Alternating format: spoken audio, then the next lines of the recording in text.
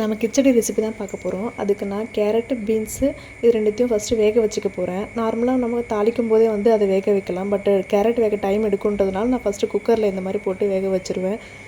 இது கூடவே வந்து பச்சை பட்டாணியை ஆட் பண்ணிக்க போகிறேன். இதுவே ஊற வைக்கிற பச்சை பட்டாணியாக இருந்தால் அதுவும் குக்கர்லேயே போட்டு வேக வச்சு அதை நம்ம யூஸ் பண்ணிக்கலாம். ஸோ இந்த பட்டாணியை வந்து நம்ம வேக வைக்கணுன்ற அவசியம் இல்லை. டேரெக்டாக தாளிக்கும் போது லைட்டாக வேக விட்டாலே போதும். இப்போ 2 விசில் வந்ததுமே இதை ஆஃப் பண்ணிவிட்டு இதை தாளிக்கிறதுக்கு ரெடி பண்ணிடலாம். இதுக்கு ஒரு பேனில் தேவையான அளவுக்கு எண்ணெய் ஊற்றிட்டு அதை சூடு பண்ண விடலாம். இதுக்கு தாளிக்கிறதுக்கு நாம் ஒரு பெரிய வெங்காயம் நீட்டு வட்டத்தில் கட் பண்ணிக்கலாம். கொஞ்சம் கருவேப்பிலை, 2 பச்சை மிளகா வந்து இந்த மாதிரி குறுக்கு வட்டத்தில் தான் நான் கட் பண்ணியிருக்கேன். இந்த மாதிரி கட் பண்ணிக்கோங்க. இதுக்கு வந்து பிரிஞ்சி இலை 1 கிராம்பு ஆட் பண்ணிக்கலாம். கிச்சடியில் இதெல்லாம் ஆட் பண்ணுவாங்களான்னு கேட்டால் இதெல்லாம் போட்டு பண்ணிங்கன்னா ரொம்ப சூப்பராக இருக்கும். இப்போ எண்ணெய் சூடாயிருச்சு. எண்ணெய் சூடானதுமே 1 ஸ்பூன் கடுகு உளுந்து போட்டுக்கிட்டு இது கூட வந்து நம்ம எடுத்து வச்சுருக்கிற இது எல்லாத்தையும் ஆட் பண்ணிக்கலாம். ஃபஸ்ட்டு வந்து பிரிஞ்சி இலை கிராம்பு போட்டுட்டு வெங்காயம் போடணும்லாம் ஒன்றும் இல்லை. நம்ம எப்படியே கூட ஆட் பண்ணிவிட்டு செஞ்சிடலாம், நல்லா தான் இருக்கும். ஏன்னா இது எல்லாமே எண்ணெயில் தான் வதங்க போகுது. இப்படி பண்ணுறதுனால டேஸ்ட் ஏதாச்சும் மாறுமான்னு கேட்டால் அதெல்லாம் ஒன்றும் மாறாது, நல்லா சூப்பராகவே வரும் கிச்சடி. இப்போ வந்து இது மீடியம் ஃப்ளேமில் வச்சு கொஞ்சம் நேரம் வதக்கி விட்டுட்டுருக்கலாம். கருகணும்லாம் அவசியம் இல்லை, லைட்டாக ப்ரௌன் கலரில் வந்தால் போதும். ப்ரௌன் கலரில் வந்ததுமே இதுக்கு முக்கியமான ஒரு இன்க்ரீடியண்ட் இஞ்சி பூண்டு பேஸ்ட் ஆட் பண்ண போகிறோம். கிச்சடிக்கு இஞ்சி பூண்டு பேஸ்ட்லாம் ஆட் பண்ணுவாங்களா கேட்டால் ஆட் பண்ணி செஞ்சு பாருங்கள், ரொம்ப சூப்பராக இருக்கும். கிச்சடி பிடிக்காதவங்க கூட அடிக்கடிக்கு செஞ்சு தர சொல்லி கேட்பாங்க. இப்போ இஞ்சி பூண்டு பேஸ்ட்டும் போட்டுட்டு அதை நல்லா ஸ்மெல் வர வரைக்கும் நல்லா வதக்கி விட்டுக்கலாம். மீடியம் ஃப்ளேம்லேயே, இஞ்சி பூண்டு பேஸ்ட்டு போட்டால் ஹை ஃப்ளேமில் வைக்கக்கூடாது, மீடியம் ஃப்ளேம்லேயே போட்டு வதக்கிக்கிட்டு இருக்கலாம். இப்போ இஞ்சி பூண்டு பேஸ்ட்டு ஸ்மெல் நல்லா வந்துருச்சு. இந்த ஸ்டேஜில் வந்து நம்ம எல்லா காய்கறியும் ஆட் பண்ணிக்கலாம். வேக வச்ச கேரட், பீன்ஸ் ஏர் எடுத்து விட்டுட்டு இதில் வந்து ஆட் பண்ணிக்கலாம். இதுக்கு பச்சை பட்டாணி, வேக வச்ச கேரட், பீன்ஸ் தண்ணியோடு எடுத்து ஊற்றிக்கலாம். எப்படி இதில் நம்ம தண்ணி ஆட் பண்ண போகிறோம், ஸோ வந்து தண்ணியோடு ஊற்றிக்கலாம்.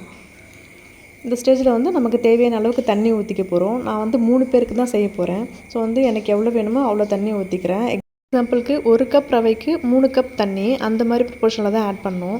இதுக்கு பார்த்திங்கன்னா நான் எந்த மெஷர்மெண்ட்டும் நான் எடுக்கலை, எந்த கப்பும் யூஸ் பண்ணலை. நான் ரவை போடுறதுக்கு டைரெக்டாக தான் நான் வந்து எல்லாமே பண்ணுறேன்.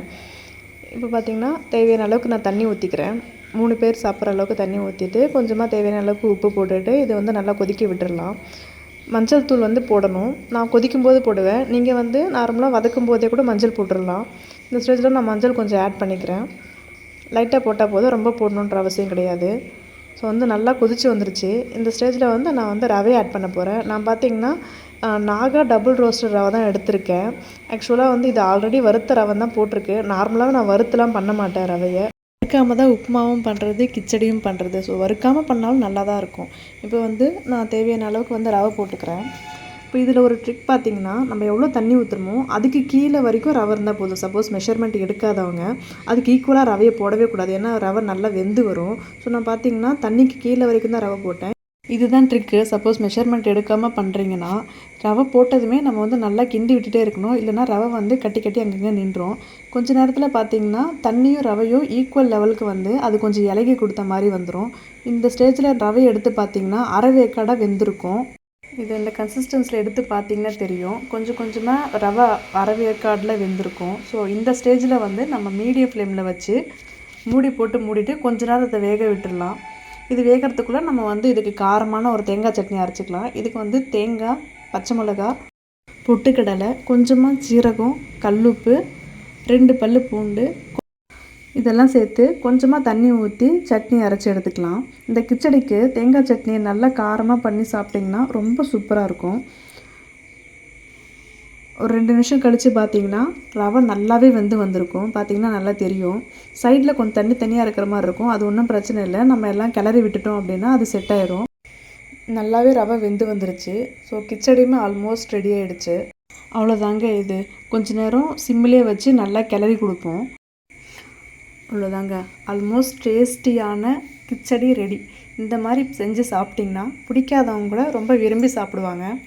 ஸோ அவ்வளோதான், கொஞ்ச நேரம் கிளறி விட்டாச்சு, சூப்பராக ரெடி ஆகிடுச்சு. சைடில் நான் என் பையனுக்கு பிரியாணி பண்ணிகிட்டு இருந்தேன், அதில் மீந்த நெய் கொஞ்சமாக இருந்துச்சு. ஸோ நான் அதை வந்து இதில் ஆட் பண்ணிக்கிறேன். நெய் ஊற்றி சாப்பிட்டாலும் நல்லாயிருக்கும், இல்லைனாலும் நல்லா தான் இருக்கும். இப்போ பார்த்திங்கன்னா ரொம்ப சூப்பரான கிச்சடி ரெடி ஆகிடுச்சு. சேம் இதே ப்ரொசீஜரை ஃபாலோ பண்ணி நீங்களும் செஞ்சு பாருங்கள். ரொம்ப டேஸ்டியாக இருக்கும். இது கூட நம்ம அரைச்சி வச்சுருந்த காரமான தேங்காய் சட்னி ஊற்றி சாப்பிட்டோன்னா ரொம்பவே டேஸ்டியாக இருக்கும். கண்டிப்பாக நீங்களும் ட்ரை பண்ணுங்கள்.